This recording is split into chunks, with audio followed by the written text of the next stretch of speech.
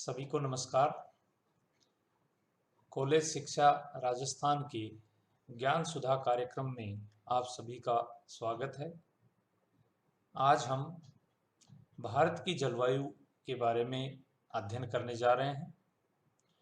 भारत की जलवायु से संबंधित अन्य जो अध्ययन हैं वो आगे के वीडियो में हम जारी रखेंगे। मैं डॉक्टर रविंद्र कुमार, सह आचार्य भूगोल। सबसे पहले जलवायु की जब हम बात करते हैं तो दो शब्द हमारे सामने आते हैं, एक मौसम यानी वेदर और एक जलवायु। तो इनमें क्या डिफरेंस है ये थोड़ा सा हम देखते हैं। यानी किसी स्थान का मौसम उस स्थान के तापमान, आर्द्रता, पवन दिशा और प्रवाह, वायुदाब, वर्षा आदि के तात्कालिक प्रभाव को कहते हैं, जबकि किसी विस्तृत क्षेत्र के लगभग 30 वर्षों के औसत मौसम को उस स्थान का जलवायु कहते हैं। हम कह सकते हैं कि मौसम एक अल्पकालिक यानी थोड़े समय के लिए घटित एक मौसमी घटना है, जबकि जलवायु जो है वो मौसम का ही दीर्घकालिक रूप है। हम सामान्य तौर पे बोलते हैं कि आज का मौसम कैसा है, हम ये नहीं कहते कि आज का जलवायु कैसा है। हम जब जलवायु की बात करते हैं तो हम कहते हैं किसी स्थान का जलवायु कैसा है, वो एक प्रकार का एवरेज है। इसी तरह से मौसम वायुमंडल की क्षणिक अवस्था है, जबकि जलवायु जो है वो अपेक्षाकृत लंबे समय की मौसमी दशाओं का औसत होता है। मौसम व जलवायु दोनों के तत्व समान ही होते हैं। कौन कौन से तत्व? जैसे तापमान है, वायुदाब है, आर्द्रता है, ये मौसम के तत्व भी हैं और जलवायु के तत्व, क्योंकि इन्हीं के मिश्रण से मौसम बनता है, इन्हीं से जलवायु बनता है। मौसम में परिवर्तन अल्प समय में ही हो जाता है और जलवायु में परिवर्तन एक लंबे समय के दौरान होता है। हम जलवायु परिवर्तन की बात आजकल सुनते हैं, तो इसका मतलब ये है कि जलवायु परिवर्तन तब माना जाएगा जब काफी सालों तक यानी औसत रूप से 30 से 35 साल तक मौसम में बदलाव या जलवायु में बदलाव हो, तो उसे हम जलवायु परिवर्तन कहेंगे। किसी देश के जलवायु का अनुशीलन करने के लिए या अध्ययन करने के लिए हमें वहां के तापमान, वर्षा, वायुदाब और पवनों की गति तथा दिशा का ज्ञान होना जरूरी है।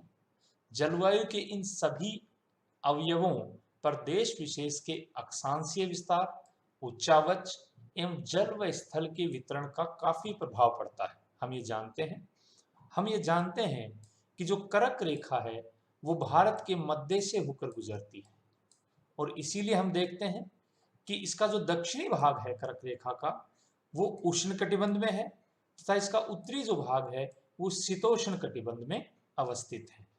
भारत की उत्तरी सीमा पर स्थित विशाल हिमालय पर्वत भारतीय उपमहाद्वीप को मध्य एशिया से अलग करता है। इसका परिणाम क्या होता है?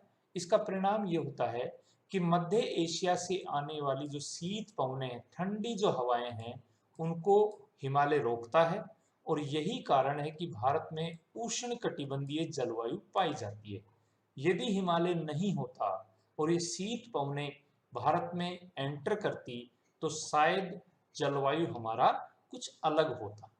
भारत के दक्षिण में स्थित हिंद महासागर से आने वाली मानसूनी पवनों के प्रभाव के कारण भारत की जलवायु को उष्ण मानसूनी जलवायु कहते हैं, या उष्ण कटिबंधीय मानसूनी जलवायु कहते हैं, या साधारण रूप से मानसूनी जलवायु भी कह सकते हैं। ये इसलिए है क्योंकि मानसूनी पवनों का ही हमारे जलवायु पे सर्वाधिक प्रभाव पड़ता है। संपूर्ण देश में मानसूनी जलवायु होते हुए भी इसमें अनेक प्रादेशिक विविधताएं पाई जाती हैं। यानी हमारा जो जलवायु है उसमें आपको बहुत विविधता पाई जाएगी। आप देखेंगे कि गर्मियों का जब समय होता है तो पश्चिमी मरुस्थल में तापमान 50 डिग्री को छूता है, जबकि सर्दियों में लेह के आसपास का तापमान 45 -45 डिग्री सेल्सियस तक गिर जाता है। और उसी रात को उसी समय त्रिवेंतपुरम यानी दक्षिण में या चेन्नई में तापमान 20 या 22 डिग्री सेंटीग्रेड रहता है। ये डिफरेंस आपको देखने को मिलता है कि एक ही समय देखिए आप कि अलग अलग स्थानों पे अलग अलग तापमान हम रिकॉर्ड करते हैं। ये विविधता है। इसी प्रकार दिन रात के तापमान में भी आपको विभिन्नता पाई जाएगी। जैसे केरल और अंडमान में दिन और रात के तापमान में मुश्किल से 7 से 8 डिग्री का डिफरेंस आपको मिलेगा, जबकि थार मरुस्थल में दिन का तापमान यदि 50 डिग्री, ये 50 डिग्री है, यदि 50 डिग्री सेल्सियस है तो रात का तापमान 15 डिग्री से 20 डिग्री सेल्सियस के बीच आ पहुंचता है। ये डिफरेंस देखिए आप। वर्षण को देख लीजिए, वर्षण की मात्रा में भी अंतर मिलता है। मेघालय की खासी पहाड़ियों में स्थित मौसिनग्राम और चेरापूंजी में औसत वार्षिक वर्षा जो होती है वो 1080 सेंटीमीटर से ज्यादा होती है, जबकि इसके विपरीत राजस्थान के जैसलमेर में औसत वार्षिक वर्षा सिर्फ 12 सेंटीमीटर से कम होती है। इसी प्रकार से उत्तरी पश्चिमी हिमालय व पश्चिमी मरुस्थल में वार्षिक वर्षा 10 सेंटीमीटर से भी कम होती है, जबकि उत्तर पूर्व में वार्षिक वर्षा 400 सेंटीमीटर से ज्यादा होती है। ये वर्षण में विभिन्नता आप देखिए। इसी प्रकार से आप देखेंगे जुलाई या अगस्त में गंगा के डेल्टा तथा उड़ीसा के तटीय भागों में प्रचंड तूफान मूसलाधार वर्षा करते हैं, जबकि इसी समय दूर दक्षिण में स्थित तमिलनाडु का कोरोमंडल तट शांत व शुष्क रहता है। देश के अधिकांश भागों में वर्षा जून और सितंबर के बीच होती है, जबकि तमिलनाडु के तटीय प्रदेशों में वर्षा शीत ऋतु के आरंभ में होती है, यानी लौटते हुए मानसून से होती है। ये विभिन्नताएं हमारे यहाँ पे हमारे जलवायु में हमें देखने को मिलती हैं। फिर हम देखेंगे कि भारत की जो जलवायु है उसे कौन कौन से कारक प्रभावित करते हैं। भारत की जलवायु को नियंत्रित करने वाले अनेक कारक हैं, जिनमें से कुछ प्रमुख हैं। कौन कौन से हैं? नंबर 1, अक्षांश यानी भारत की लोकेशन। भारत में कर्क रेखा पूर्व पश्चिम दिशा में देश के मध्य भाग से गुजरती है। इस प्रकार भारत का उत्तरी भाग शीतोष्ण कटिबंध में और कर्क रेखा के दक्षिण में स्थित भाग उष्ण कटिबंध में पड़ता है। उष्ण कटिबंध भूमध्य रेखा के अधिक निकट होने के कारण सारे साल ऊंचे तापमान और कम दैनिक और वार्षिक तापांतर का अनुभव हम करते हैं। इसी प्रकार कर्क रेखा से उत्तर स्थित भाग में भूमध्य रेखा से दूर होने के कारण आप देखेंगे कि भूमध्य रेखा से दूर जैसे जैसे आप जाएंगे उसके कारण उच्च दैनिक तथा वार्षिक तापांतर के साथ विषम जलवायु पाई जाती है। तो देखिए अक्षांशीय जो पोजीशन है भारत के अलग अलग क्षेत्रों की, उसका प्रभाव जलवायु पे किस प्रकार से पड़ता है। समुद्र तट से दूरी की यदि हम बात करें तो लंबी तटीय रेखा के कारण भारत के विस्तृत तटीय प्रदेशों में जो तटीय भाग होते हैं वहां पे समकारी जलवायु पाई जाती है, यानी इक्वेबल क्लाइमेट पाया जाता है। और भारत के अंदरूनी भाग समुद्र के समकारी प्रभाव से वंचित रह जाते हैं और ऐसे क्षेत्रों में विषम जलवायु पाई जाती है। यही कारण है कि कोच्चि में वार्षिक तापांतर 30 डिग्री सेल्सियस होता है, जबकि दिल्ली में 20 डिग्री सेल्सियस। ये डिफरेंस देखिए। इसी तरह कोलकाता में वार्षिक वर्षा 119 सेंटीमीटर है, जबकि बीकानेर में सिर्फ 24 सेंटीमीटर। समुद्र तट से दूरी का प्रभाव इस प्रकार से जलवायु पे हम देख सकते हैं। हिमालय पर्वत क्या कारक के रूप में काम करता है? उत्तर में ऊंचा हिमालय अपने सभी विस्तारों के साथ एक प्रभावी जलवायु विभाजक की भूमिका निभाता है। यह ऊंची पर्वत श्रृंखला उपमहाद्वीप को उत्तरी पवनों से अभेद्य सुरक्षा प्रदान करता है। उत्तरी पवनें यानी जो शीत पवनें हैं, मध्य एशिया से जो आती हैं, जमा देने वाली यह ठंडी पवन उत्तरी ध्रुव रेखा के निकट पैदा होती हैं और मध्य तथा पूर्वी एशिया में आर पार बहती हैं। हमारे यहाँ ये पहुंच नहीं पाती हिमालय के कारण। इसी प्रकार हिमालय पर्वत मॉनसून पवनों को रोककर उपमहाद्वीप में वर्षा का कारण बनते हैं। जैसे जो हमारी मॉनसूनी पवनों की जो ब्रांच है वो हिमालय को जब टकराती है तो इसके पार ना जाकर और भारत के भागों में ही वर्षा वो करती है। ये कारक है जल और स्थल का वितरण। भारत के दक्षिण में तीन और हिंद महासागर व उत्तर की ओर ऊंची अविच्छिन्न पर्वत श्रेणी है। स्थल की अपेक्षा जल देर से गर्म होता है और देर से ठंडा होता है। जल और स्थल में इस विभेदी तापमान के कारण भारतीय उपमहाद्वीप में विभिन्न ऋतु में विभिन्न वायुदाब प्रदेश विकसित हो जाते हैं। वायुदाब में भिन्नता के कारण ही मानसूनी पवनें यहाँ पहुंचती हैं, यानी जो भिन्नता है वायुदाब में उसके कारण ही मानसूनी पवनों का उत्क्रमण होता है। ठीक है, तो जल और स्थल का जो वितरण है वो भी हमारे जलवायु को प्रभावित करता है। आप देखेंगे कि जो दक्षिणी भारत है वहाँ इक्वेबल क्लाइमेट है और उत्तरी भारत में विषम जलवायु है, वो इसी कारण से हम देख सकते हैं। फिर उच्चावच का क्या प्रभाव पड़ता है वो हम देखते हैं। भारत का भौतिक स्वरूप अथवा उच्चावच जो है तापमान, वायुदाब, पवनों की गति तथा दिशा व ढाल की मात्रा और वितरण को प्रभावित करता है। दो उदाहरण हमने यहाँ दिए हैं उच्चावच किस प्रकार से जलवायु को प्रभावित करता है। पहला उदाहरण है कि जून और जुलाई के बीच पश्चिमी घाट जो है तथा असम के पवन विमुखी ढाल जो हैं वो अधिक वर्षा प्राप्त करते हैं, जबकि इसी दौरान पश्चिमी घाट के साथ लगा दक्षिणी पठार पवन विमुखी स्थिति के कारण कम वर्षा प्राप्त करता है। ये डायग्राम से हम बता रहे हैं कि ये सागर का एरिया है, ये पश्चिमी घाट वाला क्षेत्र है। ये देखिए इस डायग्राम में भी आप देख सकते हैं लिखा हुआ भी है पश्चिमी घाट। तो जब अरब सागर से ये पवनें आती हैं इस प्रकार से, ये इस पश्चिमी घाट के सहारे ऊपर उठती हैं उष्ण आर्द्र हवा के रूप में और शीतलन होता है उनका और विस्तार के कारण बादलों का निर्माण होता है और यहाँ पे ये काफी अच्छी बारिश करती हैं।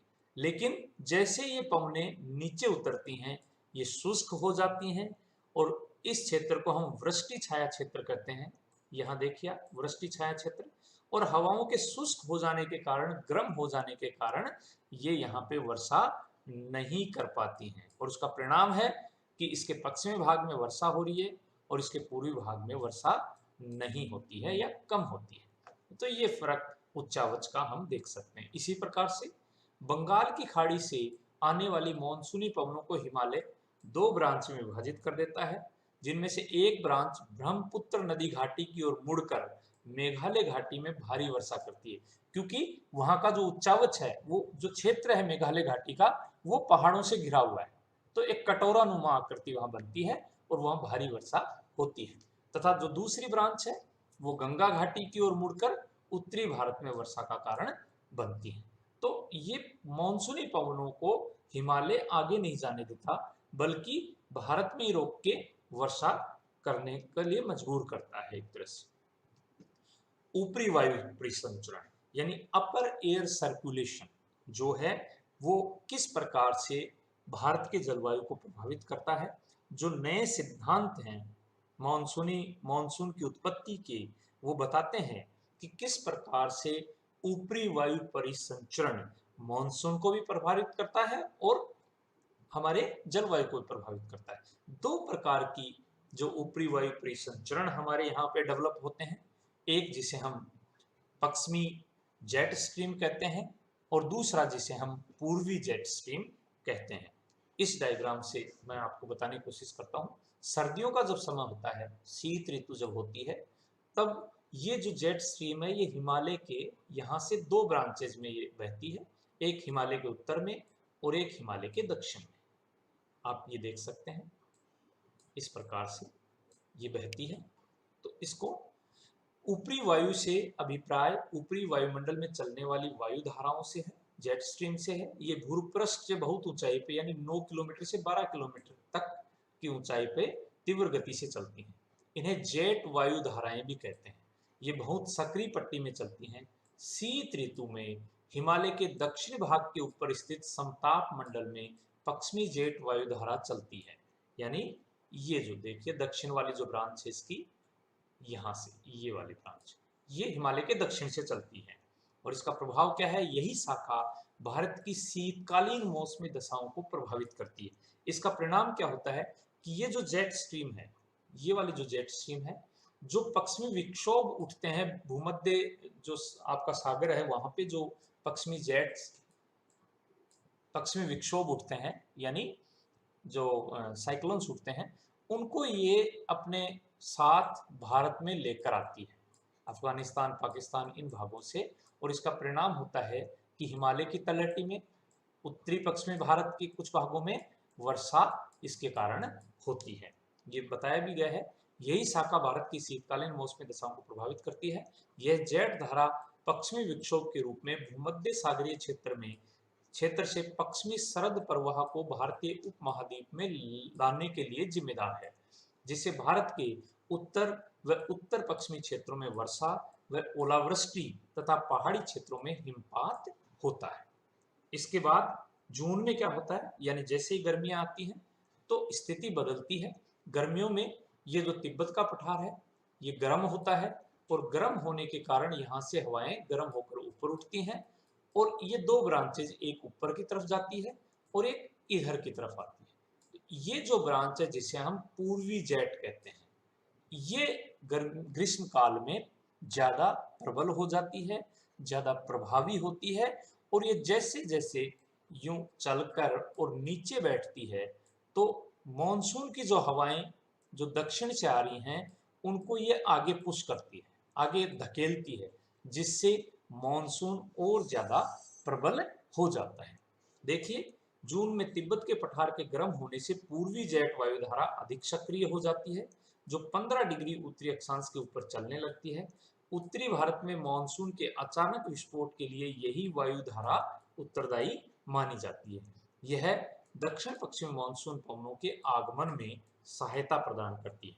आगमन का मतलब ये जो पवनें आ रही हैं ये यहाँ से जब नीचे बैठती है तो इनको आगे धकेलने का काम करती है और उसका परिणाम होता है कि अच्छा मानसून होता है।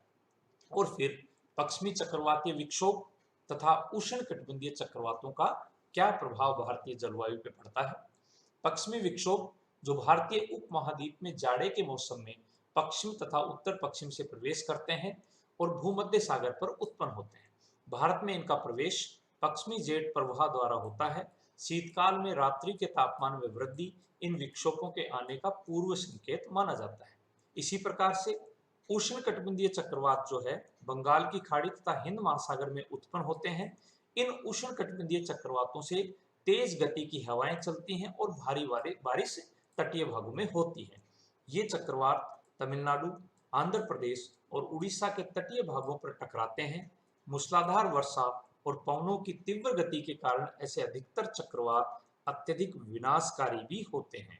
तो किस प्रकार से पश्चिमी चक्रवाती विक्षोभ जो है वो भारत के कुछ भागों में वर्षा करते हैं शीतकाल में और उष्णकटिबंधीय जो चक्रवात हैं वो भारत के तटीय भागों में वर्षा करते हैं या मूसलाधार वर्षा करते हैं। इस प्रकार से ये भारतीय जलवायु को प्रभावित करते हैं। और जो और महत्वपूर्ण कारक, जो नए कारक जिनको कहा जा सकता है वो है अल नीनो तथा ला नीना। यह एक ऐसी मौसमी परिघटना है जिसका प्रभाव समूचे विश्व पर पड़ता है। भारत की मानसूनी जलवायु भी इस परिघटना से प्रभावित होती है। इस तंत्र में क्या होता है, पूर्वी प्रशांत महासागर के पीरू तट पर गर्म धारा प्रकट होने पर, ये गर्म धारा है, अल नीनो क्या है, एक गर्म धारा है जो पीरू तट के सहारे बहती है। हिंद महासागर में स्थित भारत में अकाल या वर्षा की कमी की स्थिति हो जाती है। अल नीनो के समाप्त होने पर प्रशांत महासागर की सतह पर तापमान तथा वायुदाब की स्थिति पहले जैसी हो जाती है और ला नीना जो है वो भारतीय मानसून को प्रबल करने में सहायता करती है। इन उतार चढ़ावों को दक्षिण दोलन यानी सदर्न ओसिलेशन कहा जाता है। मानसूनों के प्रबल या दुर्बल होने में दक्षिण दोलन का बहुत प्रभाव पड़ता है, यानी प्रभाव पड़ता है। इसको थोड़ा सा विस्तार से मैं यहाँ बताता हूँ। ये देखिए, ये डायग्राम के द्वारा हम बताने की कोशिश कर रहे हैं। थोड़ा सा इसका ऐतिहासिक पृष्ठभूमि में बता देता हूँ कि हुआ क्या। बहुत साल पहले जो दक्षिणी अमेरिका के जो तटीय भाग हैं, ये तटीय भाग हैं, यहाँ पे क्योंकि तटीय भागों में हम जानते हैं कि मछली पालन बहुत होता है, तो जो मछुआरे थे उन्होंने ये महसूस किया कि हर 5 से 7 साल में वो देखते थे कि समुद्र तट के किनारे मछलियां अपने आप मर जाती हैं। और तटीय भागों में जहां कभी बारिश नहीं होती वहां तेज बारिश होती है। ये चक्कर लगातार 5 से 7 साल में जब उन्होंने महसूस किया, तो उसके बाद वैज्ञानिकों ने ये जानने की कोशिश की कि ऐसा होता क्या है, होता क्यों है। तो आप देखिए, जो सामान्य स्थिति है उसमें क्या होता है कि ये जो मौसमी हवाएं हैं, प्रबल मौसमी हवाएं, हम ट्रेड विंड्स भी कह सकते हैं, ये ट्रेड विंड्स इधर से भी आती हैं, दक्षिण से और उत्तर से भी आती हैं। ये यहाँ जो जल बहता है, इक्वेटोरियल जो करंट है, इसके जल को इस तरफ ले जाती है, पश्चिम की तरफ, और ये पानी यहाँ इकट्ठा हो जाता है। ये गर्म पानी होता है, हम जानते हैं। गर्म पानी होने के कारण यहाँ तापमान बढ़ता है, तापमान बढ़ने के कारण संवहन होता है, और यहाँ बादल बनते हैं और वर्षा होती है। ये सामान्य स्थिति है। लेकिन कभी कभी क्या होता है कि जब ये मौसमी हवाएं जो हैं ये दुर्बल हो जाती हैं, ये देखिए अल नीनो ईयर यहाँ दिखा हुआ है, अल नीनो आता है तो क्या होता है, ये देखिए ईस्टर्ली विंड्स वीकन्स, यानी ये जब हवाएं कमजोर हो जाती हैं, तो ये जो जिस गर्म पानी को ये पश्चिम की तरफ ले जाके एकत्रित कर रही थी, वो स्थिति नहीं हो पाती है।